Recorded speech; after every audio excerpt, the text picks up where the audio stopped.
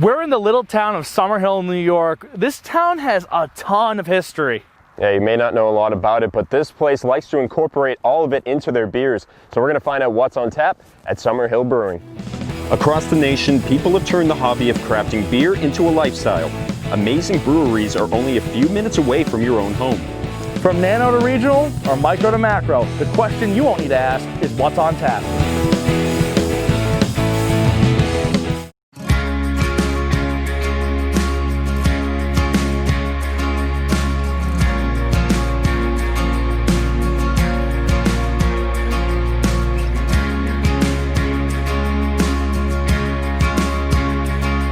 A few years back, Sally, Jeff, their son Kurt, and his wife Megan started brewing right in their own garage. And then in September of 2019, they opened up this place here. Yeah, they opened up in that garage and then came to here. These guys have been brewing some awesome beers with a lot of names that incorporate the history of this town. I think it's time for us to go check it out. Let's go.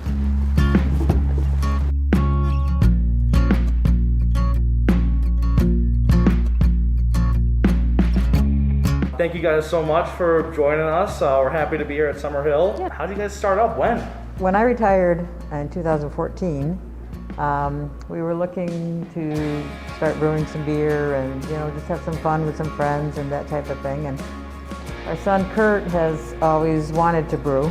We got some kits, worked at that, had some friends over to do some tastings and had them fill out sheets of their opinions, and one thing kind of led to another, and next thing you know, we decided to go ahead and get our license. We licensed our garage first. Which is located on the other side of the pine trees over there, so we're not that far from where we started. And it was just a 24 by 24 garage, so we bought a small brew system. It wasn't even a single barrel. We'd get about 20 gallons per batch just to see, would people come out and did they like the beer. And they did. We didn't even formally advertise. It was Facebook. We started to collect an email list, and we announced, okay, we're going to be open this certain weekend. And we would, the cars would just go out to the road, they'd be going down the road, so we had a good following for being so small. Never built a parking lot because I thought if we had 4 or 5 cars at a time, that would be huge, and it just, as she said, it was. To what you guys are at now, has this exceeded all the expectations? And I think, yeah, certainly in the beginning, yeah. We didn't really know what to expect, and it happened fairly quickly. And we try not to, it's one thing we've always said is not to get too far ahead of ourselves. We should try to take things fairly slow. But to think it was September 2016, we actually had our first opening in the garage, and 2019 we had a building. And then soon after opening, we never expected COVID. So when you say it's exceeding our expectations, it's yes, but we have a pandemic on our hands, and so I'm sure that's changed things. How did the summer go with COVID? Yeah, I mean, we're lucky to have such a vast outdoor space. You pull in the parking lot, and all of a sudden it's kind of like you're somewhere else. It's out in the country, you can relax, and people could spread out. We had a giant tent out there so that people could be under cover if there was any wind, or you could be out in the full sun, or and I think a lot of people felt safe being able to be in the fresh air. And we'd already planned to rent the tent anyways, because we had hoped to do some events. We'd had a lot of requests, weddings, showers, birthday parties, reunions, all of that. So we thought, well, let's go with a tent and see how that goes. So we'd already had it reserved, and then when COVID hit, of course, none of that was going to happen. So it worked out really well. Even the music, when the bands played, they loved it, and it sounded really good in there. I was surprised. I wasn't sure how that would go, but When I came up in September and we got to talk a little, I talked to you, Sally, I was blown away driving in here, just how beautiful it was. When all the trees were still, not there at this point, but really, even now with the snow, you have, like you said, great space. You have this beautiful outdoor area, so you know what you're getting outside. And then you come in here, and it's very similar. It's beautiful in here, a lot of woodwork, beautiful fireplace. Yeah, so what is the environment that you're going for here? Yeah, I'd say warm and inviting. You want people to be able to, come in and feel like they want to stay. Being like, I like it here, I want to Comfortable and able to chill. Yep. Just relax, and I think we want to shooting for a sense of community. Where it's a rural area, but the community around us is kind of spread out. There's 3 different school districts that kind of all abut here. So you're neighbors, but your kids might go to a different school.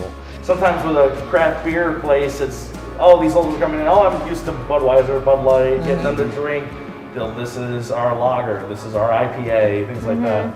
But we started out with the idea that we wanted to create something for everyone.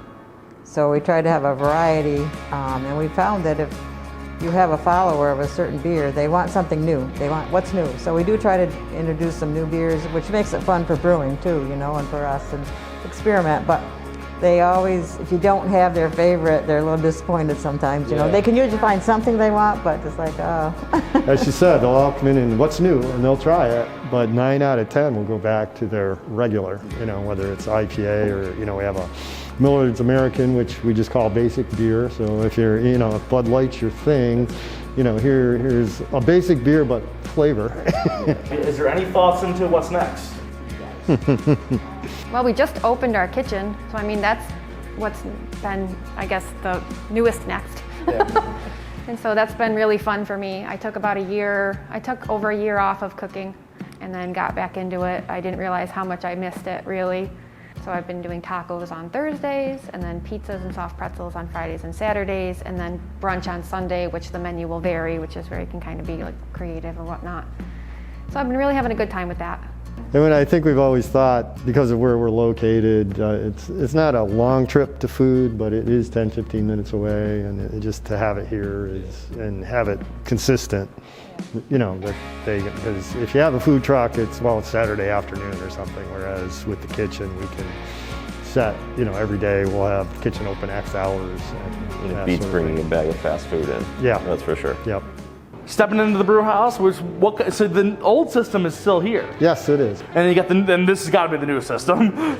So yeah, so what kind of system you started on, and then now to what you're here with? Okay, well, we started on what's kind of known as a pilot system. A lot of big breweries use it just for experimenting and such. From a company called More Brew out in California. So it's they're 30-gallon kettles, and we get approximately 20, depending on the style of beer, 20 to 23 gallons worth of beer out of it. And that was our concept when we started looking into this and decided to license the garage to see how things would go.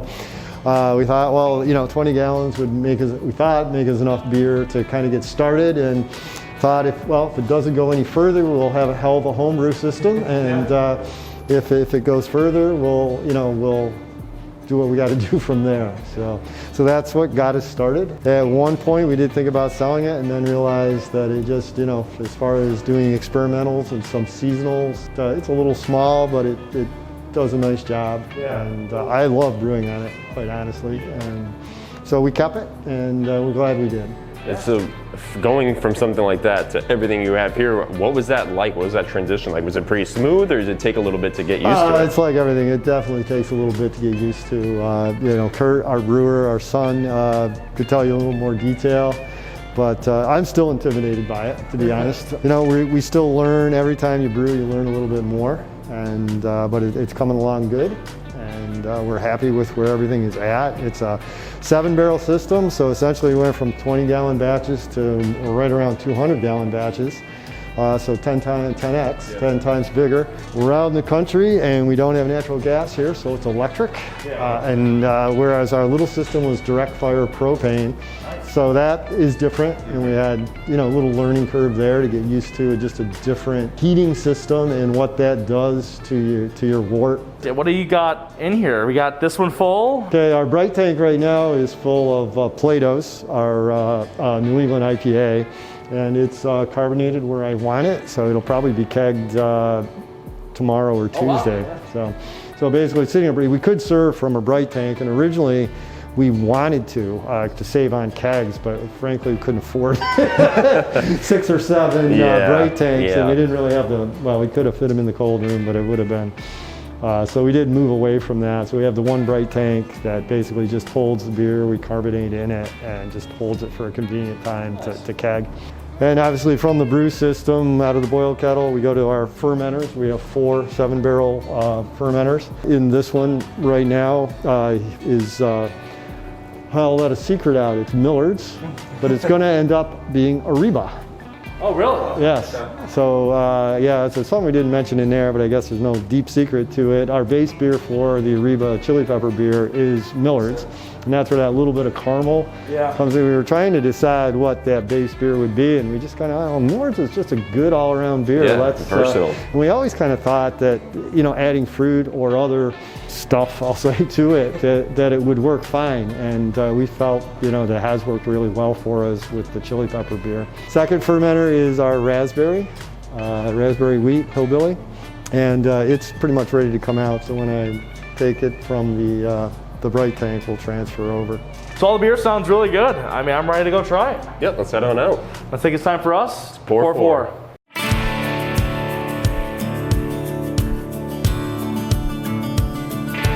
Okay, so our pour four, we got all 9 on tap to try right now. So where should we start first? I would start at the Millard's. It's a blonde ale, 100% New York State hops and grain. Pretty much straightforward 2-row base malt, a little 15L caramel, Cascade hops. Nice, easy drinking right off the bat. Like, I can see this being the one that, all right, is everybody, you know, not into too much craft beer yet? Here's the one that you should try, and you're gonna get that flavor. For people that even want it lighter, we do a shandy, so we can top it off with lemonade, you know. And I don't think we got into, as we go through the beers, like Millard's American is for Millard Fillmore. He was our 13th president, born in Summerhill. So Really? Oh, wow. That's why we named that. That's a fun fact for you. Named it for president. Yes. Yeah, I could definitely see this being good with the lemonade. It's a shandy as well. Nice and light, nice and refreshing, all year drinking, I think, too. All right, and then next, Naked Neighbor? Naked Neighbor. There's a nudist colony Yes. right next So door. Empire Look at Haven. Empire Haven, it's been around a long time. It's a pretty big place. A lot of sites, some permanent Imagine. camps. And the folks there come here. They love the name. We weren't sure at first if how they would, you know, if they are thrilled by it. Love ambers. Love ambers. Every time I have an amber, it makes me think. Makes me remember. Yesterday, I bought a growler because I'm like, I never keep them in the house. I never keep ambers in the house, and this is another one that's just fantastic. It's kind of a loose interpretation of a German alt beer and / American amber blend. It's 100% New York hops and about 90% New York State grain. Some of the dark, there's a little chocolate malt in it. Yeah, ambers are one that I really haven't gotten into until we started this show. I had never really had any ambers, and I'm really starting to take a liking to them. Like, I think you hyped them up a lot, and now that I'm trying them, like, that's really, really good. Really. So I like the color for your raspberries.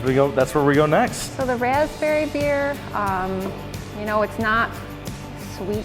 It's got more of like a fruity, maybe a little on the dry side. I mean, we don't do sours yet, but I'd say that would be like the closest thing, you know, because it's more like tart. Like, we're not trying to make like a dessert, you know. It's like this is the raspberry that we have, you know. That's what's we haven't added lactose or anything.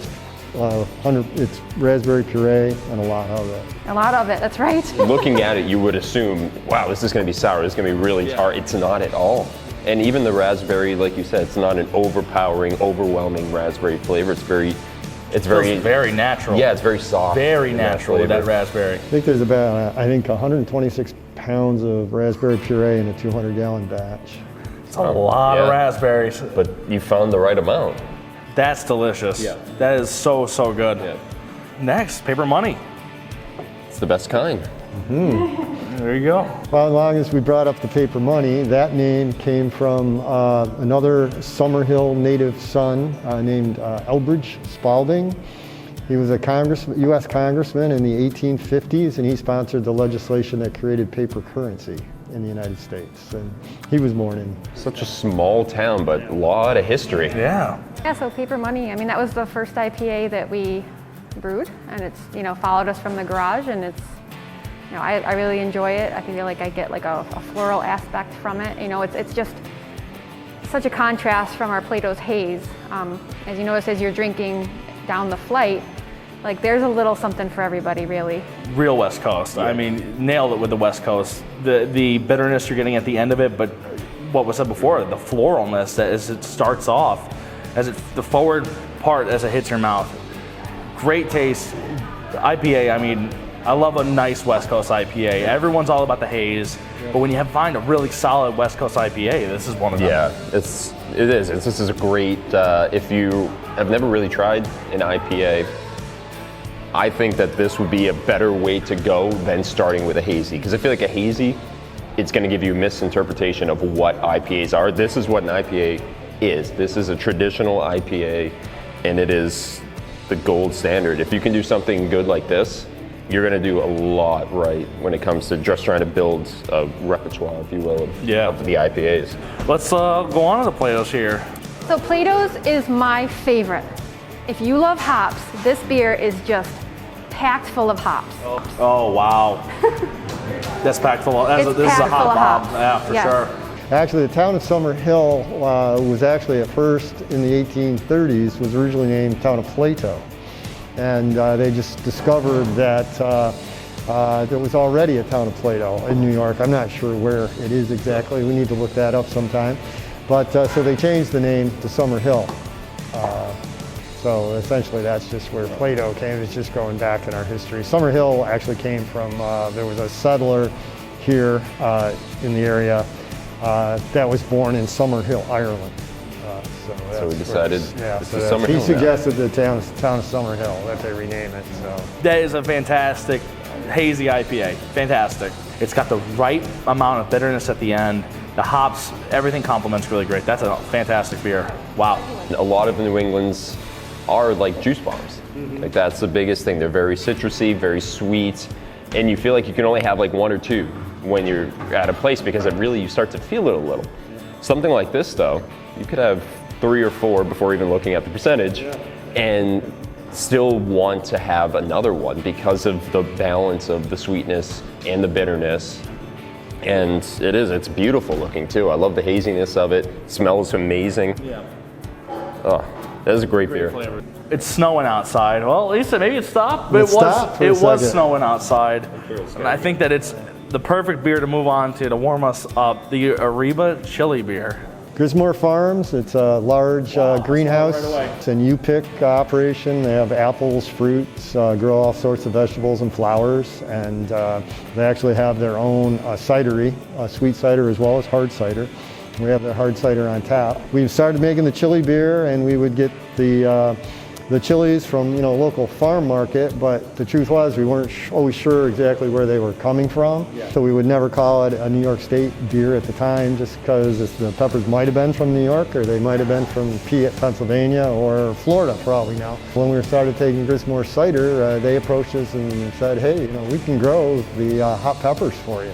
So we've had them grow peppers. Megan does her mixture, her magic with the mix. And I did not expect that at all. No. Not at all. Especially because we haven't had a lot of pepper beers. I have had them before. I've had a stout with ghost pepper.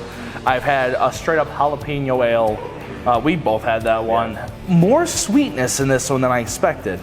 And you definitely get that kick right the back of your throat. As it goes down, that little bit of chili, the chili hits you. I can see how this would go perfect with some tacos, anything like that. Yeah, just give me a burrito, give me a taco, give me some enchiladas. That sounds great with this beer. It's pretty well documented at this point that I don't like spicy things. I'm not a big spicy person, so I was hesitant to try that jalapeno ale at first. And it's very similar to what we had then, where it's really, you feel a sting back here. Like it lingers a little bit. It feels like, I don't even know. It's almost like a slight burn back there, but it isn't spicy. I almost like it.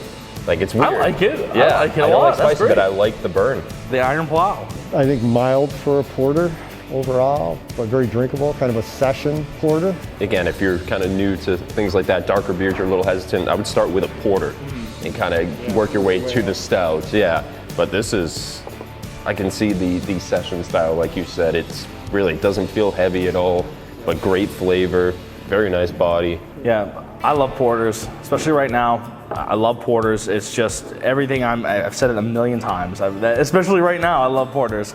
But I do. I mean, it's just something that you want to drink as you're by the fire, as you're sitting by the Christmas tree. This is gonna be a little bit after. This is gonna be into 2021. Taking down your Christmas tree. Taking down your Christmas tree. It's January. The snow is gonna keep falling. These are the kind of beers you're gonna be able to just sit there and take it in. As much as I'm not a snow fan, but It's happening. we want it's the gonna warm happen. weather, but let me enjoy the beer. It makes it a little bit better. The individual that basically invented the iron plow with replaceable parts back in, I think, the 1850-ish, 60-ish era.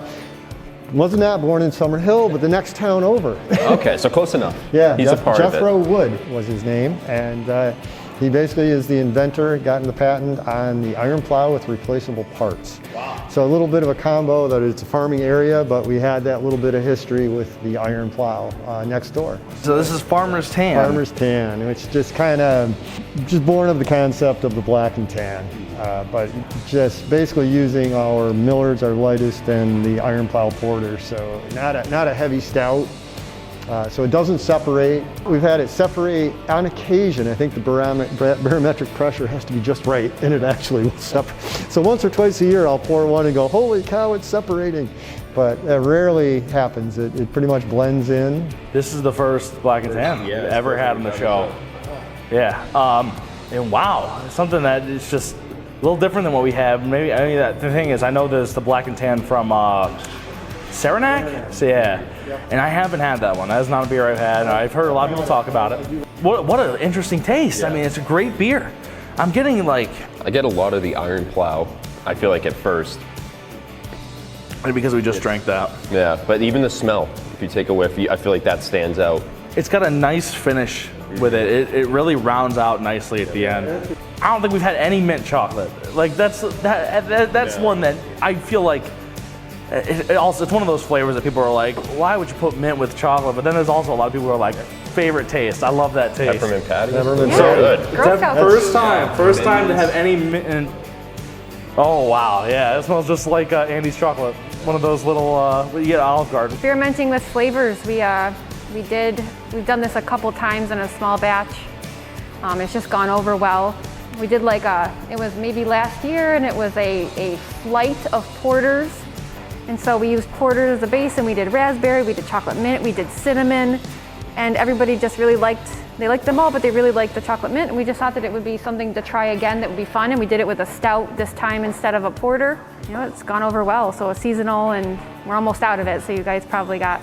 Yeah, you're very close to the last. I'm glad we got here when we did. It is taking one of those chocolates, and that's like I love those chocolates too. I mean, there's something about it that you're just like, well, I don't know. I could get a whole. I never do, but every time I go to, I think of Olive Garden. That's just where I always got them. I'd be like, man, I can get a whole pack of these. That's probably not a good idea. I can eat a lot less than that, but that is so cool. What a delicious beer. Like, that is perfect. Yeah, I feel like it can be hard to try and balance mint and chocolate. Sometimes it could be a little too much mint, and it's like you're eating a breath mint. And then other times it's a lot of chocolate, you can barely taste it. And there are certain things, like, it kind of reminds me too of a really good mint chocolate chip ice cream. Yeah. Like the flavor that you're getting there, it's very well balanced. You get the chocolate, but you're still getting enough mint that you know it's in there. Thank you so much. What a great you. taste. I mean, you got a little bit of everything here. That's what we're going for. We're trying to, you come in, you can find something that you like, hopefully a couple somethings that you like. Thank you for having us. Thank you for coming. Thanks for coming. Appreciate it. How can other people contact you guys if they want a restaurant, a bar, or just anybody looking to get your beer? How can they get a hold of you guys? Either email us or give us a call. That's something we've kind of eased into as well, is we are taking the self-distribution slowly. We don't want to short ourselves up here. Well, that wraps up our day here at Summerhill Brewing. Huge thank you to Jeff, Sally, Megan, Kurt. We didn't get to meet him, but thank you for making the incredible beer. Everyone here has been amazing, and really, it's not a far trip off 81, so this is a must-stop place. No, worth the trip to come over here. It's not bad. It's right off exit 12. Just make the short drive. I think it was 6 miles, 7 miles? Yeah. Not even. If you guys want to see where we're going next, make sure you are subscribed to our YouTube page, like us and follow us on Facebook. Follow us on Instagram and Twitter so you can see where our journey takes us next on What's on Tap. Cheers. And I always say cheers, and I was about to say cheers. I thought It's fine. We screwed up everybody. We screwed up ourselves. Yeah.